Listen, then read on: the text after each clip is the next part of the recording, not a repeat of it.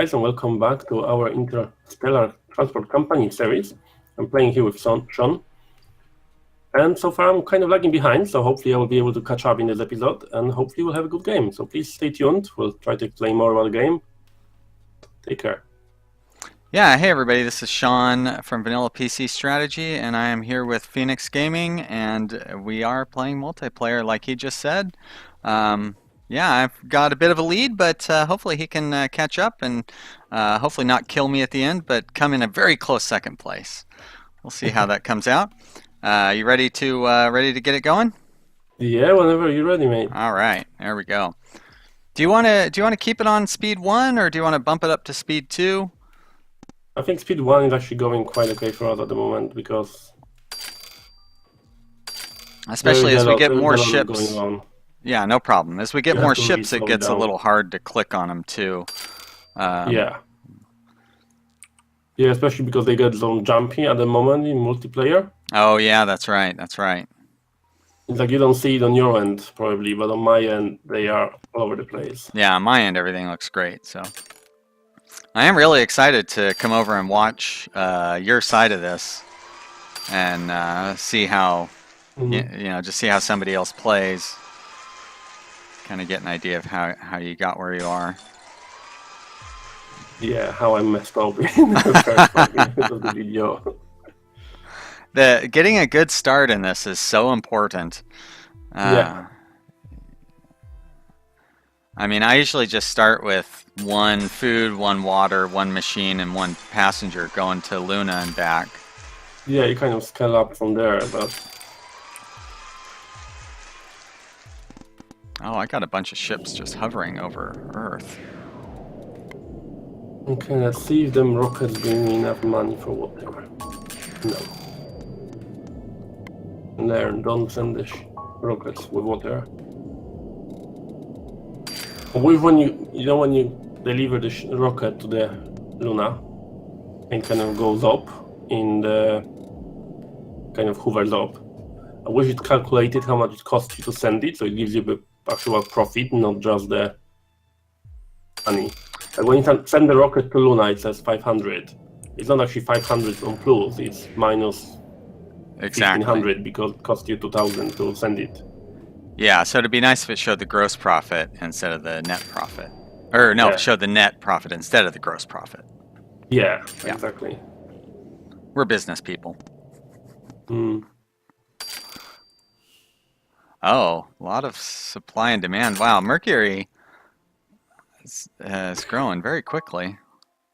Mm.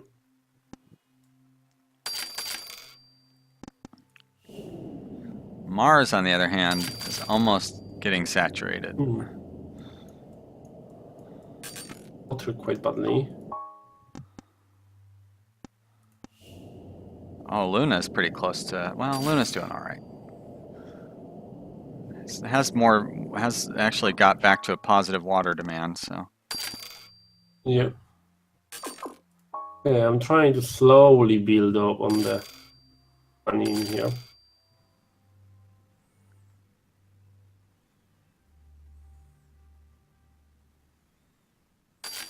They're kind of saving me here because I'm trying to supply them places with colonies everywhere.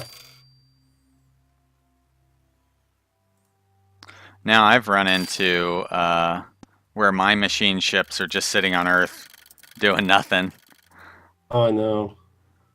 All right, do you have a pretty good machine transport I have no going machines back? going anywhere. Oh, really? Yeah, I think they nerfed it too much because it used to be like 1,000 machines being produced and that was the main export everywhere. Yeah. But now I don't think there is enough produced. I still sort of am, but you know, it's frustrating because you need machines to get the colonies to grow. Yeah. Probably it slows down everything in here because obviously everybody wants machinery. Yeah, I'm looking at Mars has only had 109 delivered, and I started machines to Mars, I think, in our first episode, so. Yeah. I think they said they're being installed over time, so it's not only that you only delivered 100. They only installed 100. They probably have more. But it's Oh, going I to didn't be know slowly that. build up. Because it doesn't change immediately on delivery. Hmm.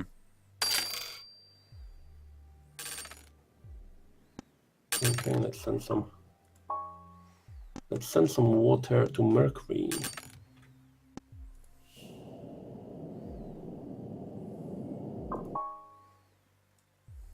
Okay.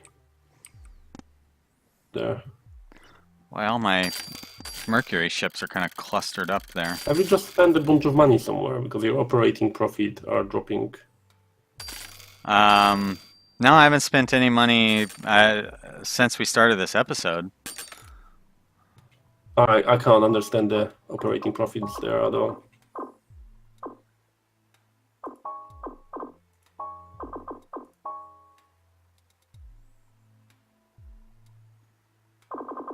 Yeah, it's very confusing.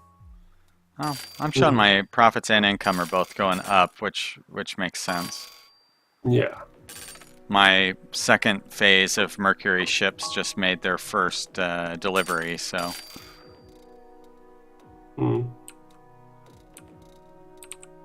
But the game ends the moment you run out of money for a month, rather than taking you into a negative and gives you loans to sell your ship. It basically ends. Does it? Yeah. Huh. Yeah, if you run out of money for a month, for 2 months in a row, it just ends. Well, that makes sense. I guess they must have changed that because I know on one of the games I played on one of my streams, I was out of money for like a year, and really?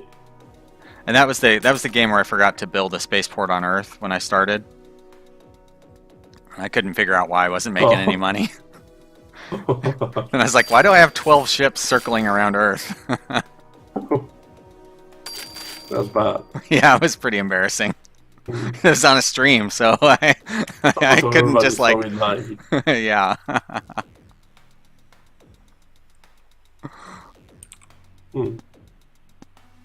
Those little ghost heads are so weird.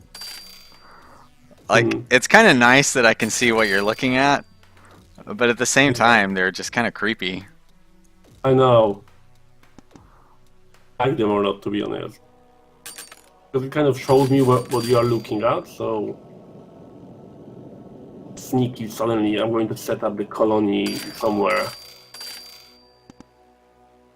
You know, I know where you're looking pretty much all the time. Uh-huh.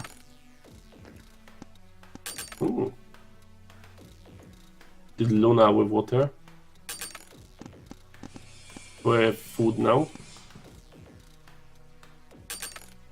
Well, still got good demand here on Mars. Or Mercury.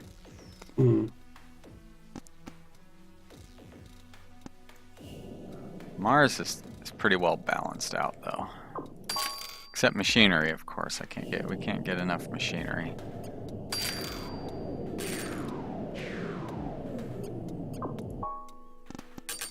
You know, nobody can get machinery.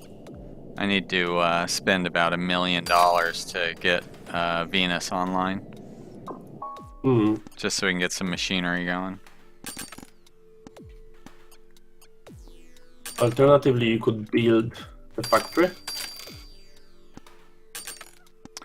Well, I feel like the thing holding us back on... Isn't it the supply? Well, no, I show Luna still has a good supply. Well, but...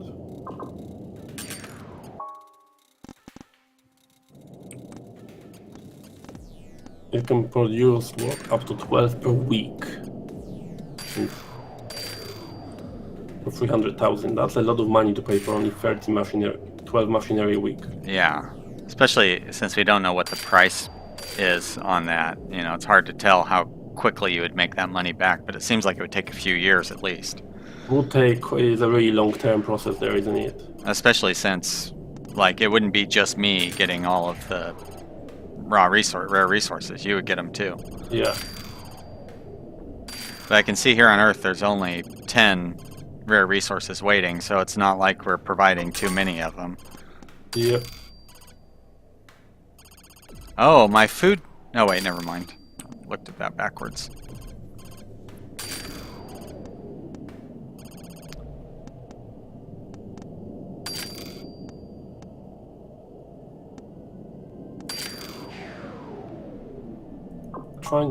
Trying to send a few colonies to Mars because a lot of people want to go.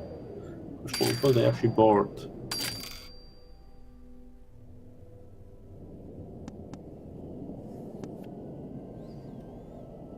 Yeah, they do decently, I guess. To Mars.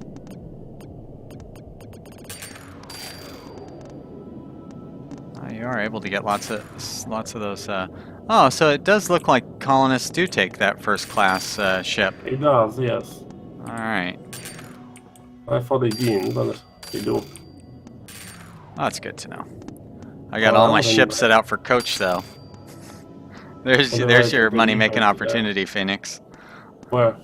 To send first-class ships, because all my ships are coach. Are they? Yeah, you can offer a higher quality service. I'm not sure that's how it works, though. I'm the JetBlue of the JetBlue of Interstellar Transport Company. You upgraded the port on Mercury? Not me. The pop-out just came out. I wish to tell you who upgraded it. No, I wouldn't mind. Actually, it's not even. It'll be nice when it gets to level 8, though, but level 6 doesn't really do any good. No. Level 6 for Mars as well. Even Luna is only at 7.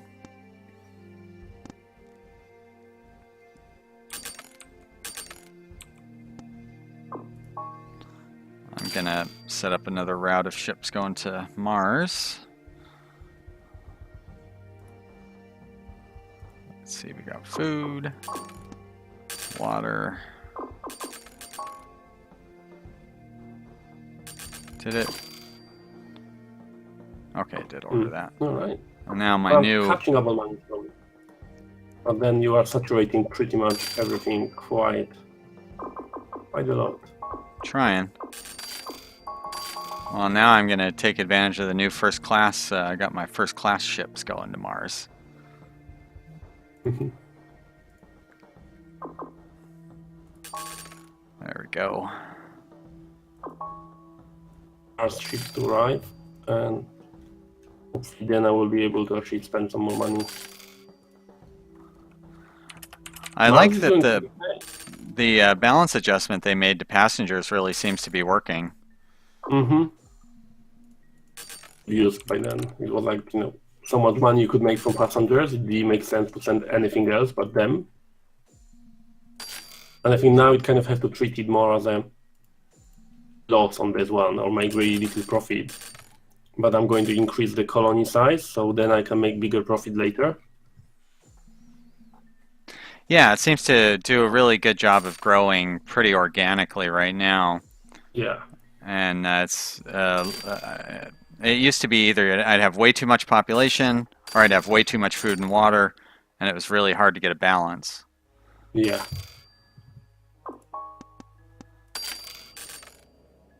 Yeah, I don't think we've had one famine or anything like that since we've been playing. No, we actually are keeping this alive for some reason. I think because we don't compete with each other that much as you do with AI, so it's really difficult to just. Okay. A few times that I was moving things to Luna, and then I decided I'm going to move everything else to Mars now. Mm-hmm. Move all the ships to Mars, and suddenly Luna is stood there with now no supplier. Oh wow. Luna definitely needs water, that's for sure. Yeah. So.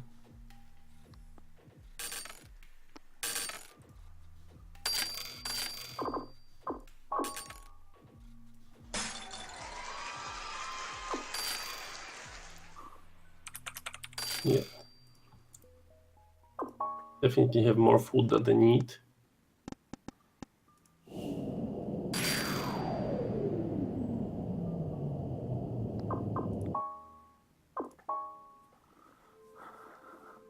Do I have two of those ships going, don't I? Okay, let's deliver some people to Mars, because why not?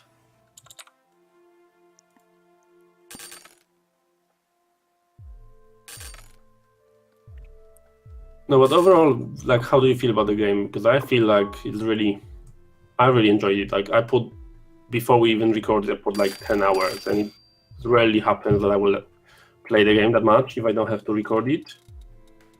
And I would play it even if we didn't play together. Yeah, I'm the same way. You know, with having to record games, I mostly just focus on that. But I've been playing this game with all the free time that I have. It's something about it. I just really, really like the trading, kind of trying to make money. I'm really happy with it. Yeah. I mean, I've spoken to developers a lot prior to launch, like for months before, and they seem really genuine guys, you know, like chat, like not just about the game, but about gaming itself and stuff. And I quite enjoy it. So I hope that they will actually, if they continue to keep it on the way they keep it now, I think it may be quite decent. And I'm really happy that the reception has been very strong. The Steam reviews, last time I looked, they were at 90%.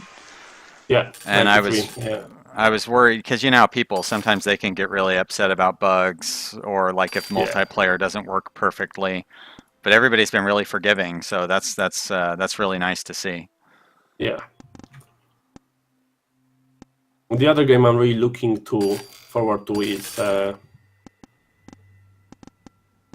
Airport CEO. Oh yeah, wanted for so long. I had to. I guess they've gotten so many submissions for press copies. They asked everybody to resubmit. I can imagine being flooded by now. They've done really good campaign with it because they waited a really long time before they went to early access.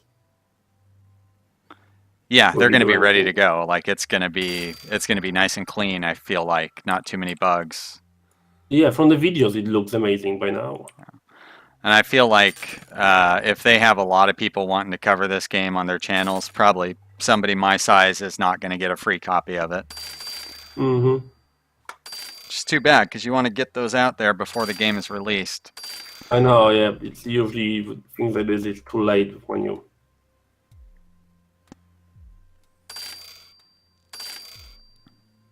Now that I changed the videos, it's actually not a big problem because I don't need a copy to make the news video about it. Yeah, that's for sure. So that makes it a little bit easier. Like I'm still getting like something like 100 views every 2 days. So what? Wow, that's good. Video. Yeah, I made an April video about the airport CEO coming announcement. Still getting 50 people viewing the videos, mostly from suggested from their trailers. It really set me up quite well. Well, and you're able, you probably stay in good contact with the developers. I've spoken to them on Reddit a bit. I didn't actually exchange that many emails with them. I'm guessing they're quite busy there.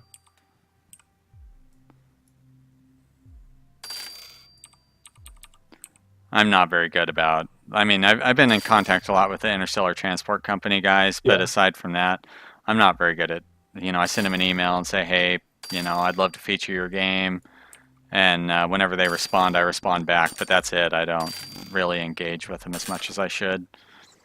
And I think it's difficult for us as YouTubers because we want to stay as impartial as you can. Because if I need to tell people that the game is rubbish, I want to be in the position when I can do it without jeopardizing any relationships I have with people. Exactly. So it's difficult for me to make the good relationships with people and then like, oh, your game by the way sucks.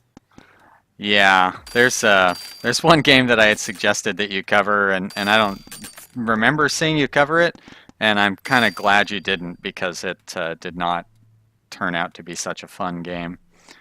It's got some real problems. But I know that there were a few games that were suggested to me, and I tend to skip them sometimes. Because it's like I don't feel it's always fair for me to say the game is, is rubbish, because if I don't like it, doesn't mean that you won't. Exactly. If you have a lot of money, do you feel like you could start colony on Venus? Yeah, I was kind of thinking about doing that. Actually, I probably have enough money now. What does it cost? It costs 300 to subsidize the colony. Yeah. And then it'll cost about 100-something thousand to, so 350 for that. I'm just gonna do it. Because I need to get like 3 or 4 upgrades here. One more. There we go.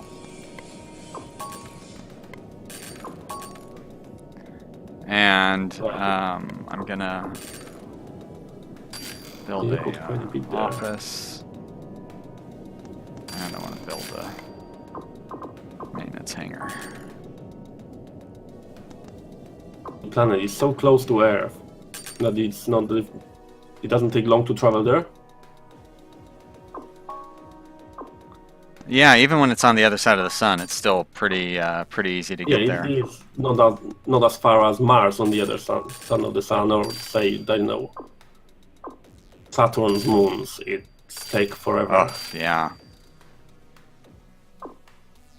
Alright, so here I want to not pick up food, and to not pick up water. And on Earth, wait for full load. Alright. Yeah, that cost me about $400,000 to do that, so that wasn't too bad. Oh, that wasn't tragic. Yeah. I still have $400,000 left, so it didn't hurt me too badly. Although when we start being able to buy the D520s, it's going to be a little more like those add up costs pretty quickly.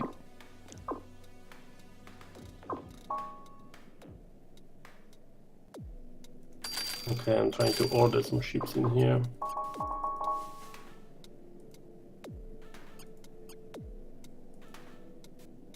I wish there was something like, oh, there is empty, that's fine. Or you could just click something to clear the whole ships of the load that you are setting for it. Yeah, well, if you click on the ship like you're going to buy a new ship, it'll clear it out. Alright, that's not too bad then, I guess. But it also undoes the launch immediately button, so you definitely want to keep an eye on that. Should just stay there. Yeah. Should be default, because you always want them to launch immediately. Yeah, I don't know a circumstance where you wouldn't.